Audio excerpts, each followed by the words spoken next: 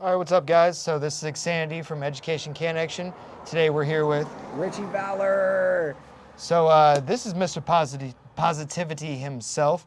Every morning, if you follow this man on Facebook, you've seen his morning videos where he's building up self-confidence. He's building up loving one another. He's building up being positive and just trying to spread good vibes to the world.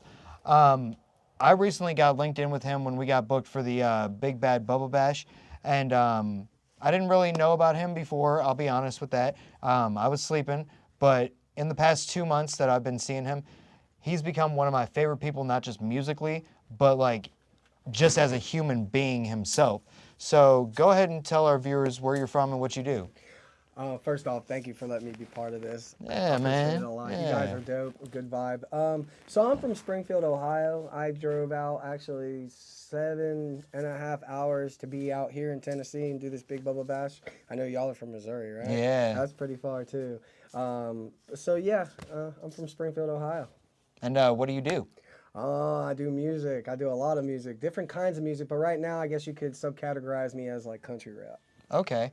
So what actually got you started in your music career? So I fought for a long time. I did Muay Thai and I wrestled and I was competitive with it. And I woke up one day and was like, well, I mean, there was drugs involved. This is when I was a drug addict, but I was on a lot of acid, and I was like, oh, I'm like, I'm not a fighter. I'm a writer, and so I decided I wanted to try to do rap, and that was Okay. about 14 years ago. And so how did that go with your beginning the career and wanting to try it out? And... It was crazy. So I had to take a bus down to Philadelphia because I lived on the outskirts of Philly at that time, and I would literally go up to anybody that looked like a musician and was like, "So where's the studio?" And then eventually someone came into where I was working and was like, "I heard that you rap," and this is when I was like boom bap rapping, Okay. and I went by Wild Child. And they started getting me into like doing shows. Well, the more I did shows, the more promoters I would meet, and so it was slow at first, and then it got a little bit better, and then I took a break on it. I actually went to jail and got out and became Richie Valor. And when I jumped into the country rap scene, it kind of went pretty quick. So what got you involved in the country rap scene? So I'm part of the local 75. For the union. I'm a roofer, Okay. a commercial roofer, and I woke up and was like, I don't know why I'm doing all this sad music or all this music that really doesn't make sense to put into a genre. Why am I not rapping about roofing? Why am I not rapping about how chickens, turkeys, ducks, pigs, and I got property? I drive a truck. I'm a redneck. So I'm like, why am I not rapping about my life? So then I wrote Holes in My Jeans. Okay, And that's a dope song. Yeah. thank you. Yeah, so I wrote Holes in My Jeans and it became my first country rap song. Nice. Yeah. So how long have you been doing the country rap thing now? Country rap Yeah. for what's this month? September? November. No, November. Wow, we're in November. Uh, a year and a month. Really? Yeah, I've only been doing country rap for a year and a month. Okay. So how's it gone so far? I love it. It's a lot of ups and downs. There's a lot of weird artists. There's a lot of really cool artists. Just like in anything else that you do, fighting. I mean, anything, racing. There's going to be good people and bad people. You learn a lot along the way. And in the short amount of time that I've been in the country rap world, I know who I can deal with, who I can't deal with, and stuff like that. So with you being so positive in your morning videos and in the message inside of your music, how do you kind of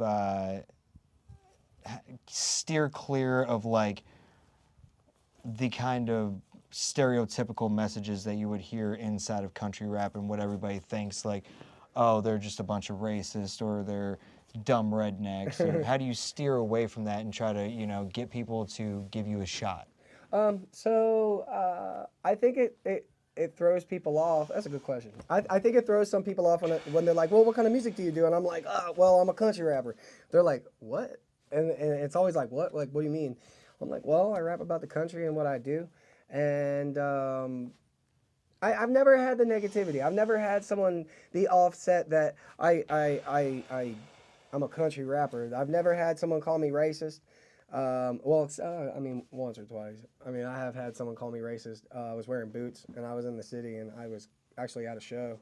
And I turned that around. I literally was just like, I rap about positivity and hard work and the chance to never give up or don't ever, not wanting to give up and always just living for what you have to live for and meeting your goals and requirements. And then I put them over to my Facebook and they see that and they're like, oh, wow, you really aren't racist and you're a redneck that raps. That's cool. Hell yeah. So, yeah. So you said earlier in this interview about, you were on drugs back in the day and stuff. You mentioned to us last night that you're now coming up on, what was it, 900 days? Or 9 years. 9 years, that's right.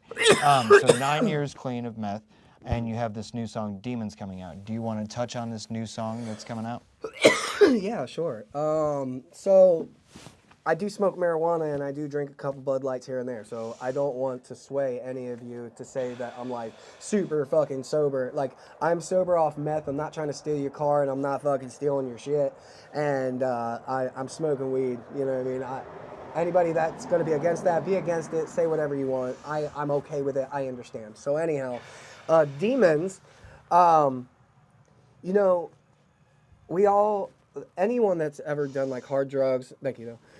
Anyone that's done some hard drugs in their life, I really feel as if they got this constant thought in their head of like wanting to do the drug and wanting to feel that high. And those are the demons, man. That's a controversial topic in itself.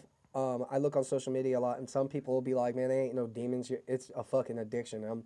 And me, I'm on the other side of the bridge. I'm like, no, these are demons, bro. Just in liquor itself, they call it a spirit. And there's a reason why they call it a spirit, It brings out the bad in people. But I constantly have these things. And in one of the parts of the song, I talk about how I'm confused because I kind of use a metaphor of like saying that my mind is like the Hotel Cortez. And in American Horror Story, the Hotel Cortez was the hotel of addiction. So I said, it's like my mind's the hotel of Cortez. And then I said, I smell this room service at the door and I didn't dial it. Like, why is it here? And those are like the demons as well. Like those thoughts just pop up out of nowhere. And you're like, man, I didn't invite you in my head, but like I smell your thoughts. And like, you know what I mean? Like that was that part. And it's just all about addiction, man, and getting through it. And the lessons that I learned, like I was being misled the whole time. I thought I was having fun. I thought that, nothing could go wrong. And then my whole life went to shambles. And another part of the song, I kind of say, you can get it right now, but it comes at a price. Like, it's free right now. Like you can have this, but later down the road, there's a big price to it. And so I want everybody to realize that you're going to have these demons when you're in recovery. And no matter what, like, I don't care who you are, you're always going to remember these stories and these drug stories. Like, people talk about them all the time. So I just want you guys to know that it's okay to have those thoughts. Just do something positive and go against those demons and write a song about it. Do some sports, whatever you like doing. Get your mind off of those demons. So would you say in the 9 years that you've been clean now that it ever gets easier? No, man. No. I mean, yeah, in a way, kind of, sort of, I guess you got to acclimate. Towards anything, it's hard if you're trying to change a certain style of your life. Like, I've been around drugs. I've been around my old friends that did drugs, and they tried to get me to do them, which I don't talk to them anymore. But that was like, yeah, that was very hard. But now I still have the thoughts, they haven't really gone away. I think about it all the time. But, I get stronger with my will to not want to do it because it feels good every time I tell someone no. Someone's like, hey, do you want some of this? I'm like, no. But like the friends that I have now, some do like hard drugs, but they'll be like, I'll never, ever try to give you any. And if I find out anyone ever tries to give you any, we're going to be upset. And those are the friends that I keep around. I can't judge anybody. Like trust me, I have a lot of people that are in recovery or break recovery and or are addicts. I can't go against anybody. I was that person, so. Yeah. Heck yeah. So to steer away and kind of go into a more positive direction, once again, congratulations to you on the 9 years clean. I don't want to take away anything from that. Thank you. But yeah, so another thing that we like to do in these interviews is ask people kind of like their Mount Rushmores. So with you being a white rapper, who would be your Mount Rushmore white rappers? Oh, God. That was a good question. You know, I don't listen to a lot of rap music. Okay.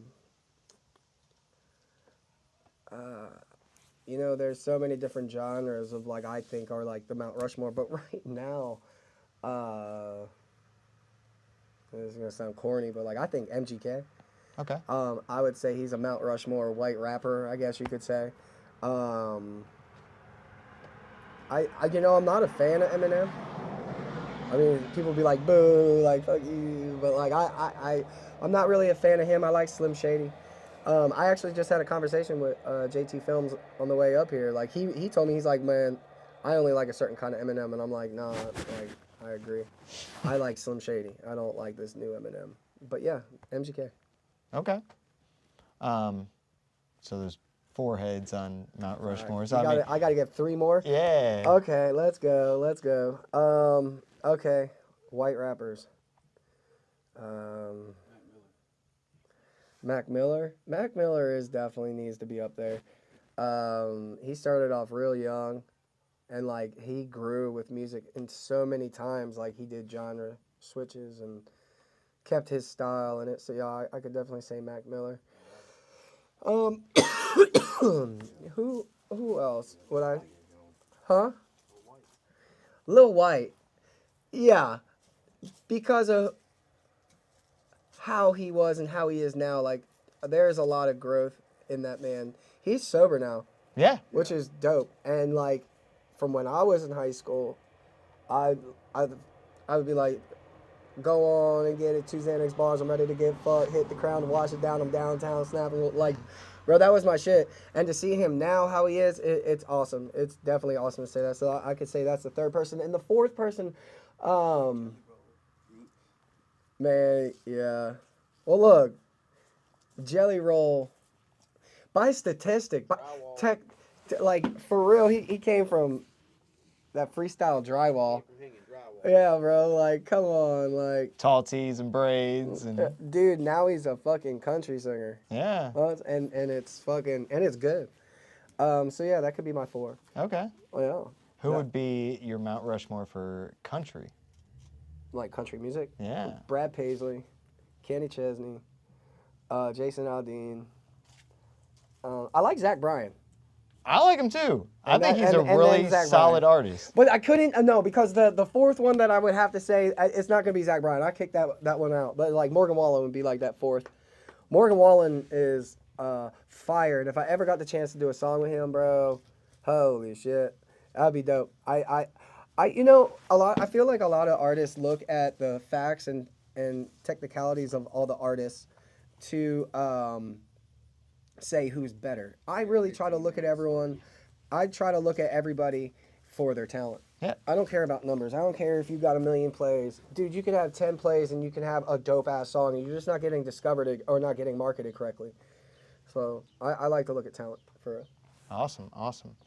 Well, we don't want to take up too much of your time, so thank you for being on our channel, and we hope to get another interview with you. I appreciate you guys. Yo, Appreciate y'all you. are fucking awesome. Shout out, dog. Shout out. What is it called? Education can action.